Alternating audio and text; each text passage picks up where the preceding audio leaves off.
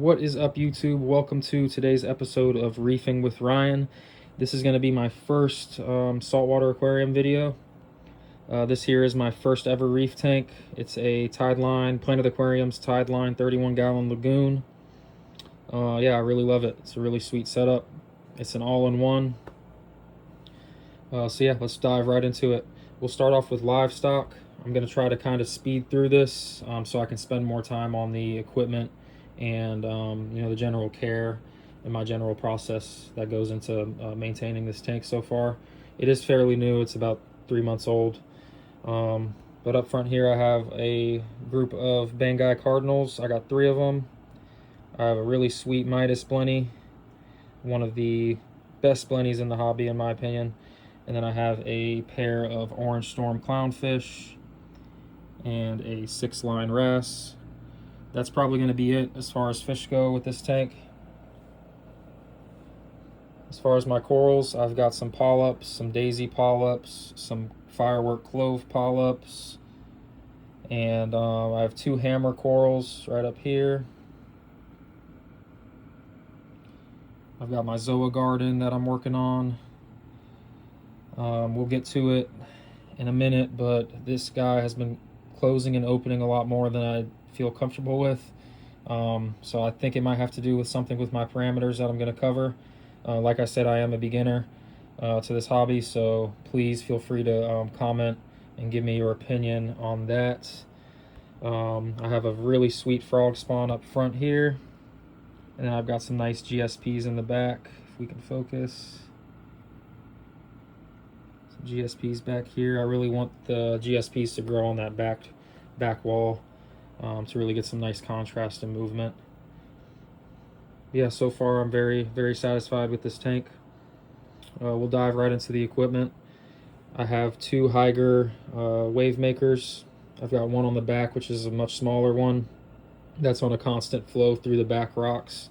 Kind of work at stirring up any of that detritus buildup. Keep that back, just keep any stagnant spots clean. I have another Hygger, which is a bigger one. I believe it's like 1600 GPH, and I have it ramped all the way down, and it's on a pulsing setting, so it'll basically go from the 1 power, and it'll pulse up between like 2, 3, and then to the middle range. It never really maxes out. My return pump is pretty powerful, so I kind of had to tweak it, get it positioned to where I could really disrupt some of that return pump flow, which was just blasting off of my front glass, and get some nice surface agitation here. I've got a TopLids Aquarium Lid. Very pleased with that. I have a Smatfarm G5 reef light that I also got on Amazon. Has very good reviews, and reading up on forums and stuff, everyone says that they seem to grow coral pretty well. You'll see I kind of went the cheap route on some of this equipment. I do plan to upgrade in the future, but I just want to kind of learn and get the hobby dialed in. I have a Sea Nano Roller Mat back here that requires a adapter for the sock chamber for it to fit properly. That adapter I got off of Kreative Reefer. Highly recommend. My back middle chamber, I have a Refugium, and I also have a media basket that I got from Kreative Reefer. I just have some media in there with some carbon, and seems to be doing the trick. As far as my ATO, I have a FZONE ATO system, also off of Amazon. Y'all might tear me apart in the comments for all my cheap equipment, but I have very good experience with the FZONE. I have it in my other tank. It's never failed me. So yeah, I'm super happy with everything so far. Down low here, you'll see my little setup. I've got it. It's a bit of a mess down here, but I have the Simplicity ATO Reservoir. It's made out of like acrylic. It's like acrylic with a glass front. Has this nice little funnel here, makes filling it up very easy. And then my ATO pump down in there with the little outlets for your hose and your power cord. And then these are just my controllers for the wave makers. and my ATO controller. And I have a nice little power strip, kind of keeping everything nice and clean, manual individual switches so I can shut off whatever I need to shut off for maintenance. And then these also have a feed mode on them. I don't have to turn the back one off, but just put this on a feed mode, turn off my main pump, feed the corals, and everyone's happy. As far as my parameters go, I'm not too happy with them right now. I'm happy overall. There's just two problems. My nitrates and my phosphates are bottomed out at 0. This is a new tank, and I did kind of go a little faster than I would have liked. But yeah, I'm just working on getting that, just overfeeding the tank, holding back on the roller mat. Hasn't really been getting clogged enough to manually, or not manually, excuse me, to automate the sensor and automate the roll. So I have to manually roll it right now, which is still a breeze, way better than the filter sock. Highly recommend.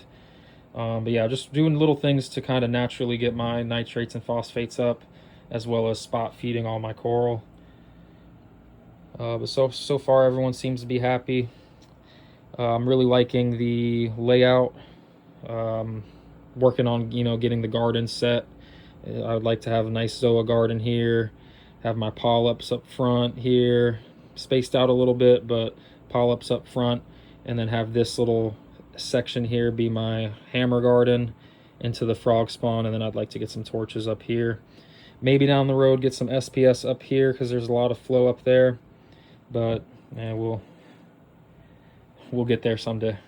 I'm avoiding the SPS. Yeah, the rest of my parameters, my temperature is at 78, pH is at 8.2, alkalinity 8.5, salinity 1.025, magnesium 1350, calcium 460, and like I said, my nitrates and phosphates are a bit ugly. I need to get the nitrate up to like 5 to 10 ppm, and my phosphates like 0.1 or so. I think the biggest thing that I've learned so far from watching videos and just reading up is try not to chase numbers. I do not have any dosers for this tank. I do dose KH, calcium, and magnesium. I've only had to dose one time, and it's been staying pretty stable since. pH has been stable. I think that's due to the nice surface agitation. Not many, it's only me in my bedroom, so not a bunch of mouth breathers. And then the Refugium as well. The surface agitation really helps too. But yeah, please feel free to give me your input. Any little tips y'all have, I would greatly appreciate. Anything you see that I should be doing differently. I have not done any water changes yet for obvious reasons. If you have any tips on why the zoa might be closed up, it's been in here for about 2 weeks now, and just kind of opens and closes, opens and closes. The other zoas stay open all day. They don't close until night. This one just opens and closes a little more often than I'd like. So I don't really know what's going on there. I did notice that there seems to be some sort of something. I don't know if it's like a bristle worm or a feather duster or something. I don't know. I did my due diligence of cleaning them off and examining them before I put them in the display, but sometimes you just miss them, so it could be due to that, which I should probably try to see about that, maybe remove it. I'm just trying to not disturb them much. I've learned that that's the best thing you can do or the worst thing you can do is start panicking and moving them and disturbing them. You kind of want to just let them do their own thing. I don't want to sound reckless or careless, but if you lose it, you lose it. It's part of the hobby. You just got to try to eliminate that as much as you can. To me, it beats getting my hands all in there and disrupting them. You know, it could just be something simple. He could open up tomorrow and stay open. But yeah, just comment, give me your tips on that. Give me any tips you think, any equipment tips, anything you think I should be doing differently. I'd love to hear it. And also just let me know what you think of this setup. Let me know if you like it. Please comment, like, and subscribe. I'll go ahead and drop some of the equipment in the description. And yeah, hope y'all enjoyed the video. I appreciate y'all stopping in. See ya.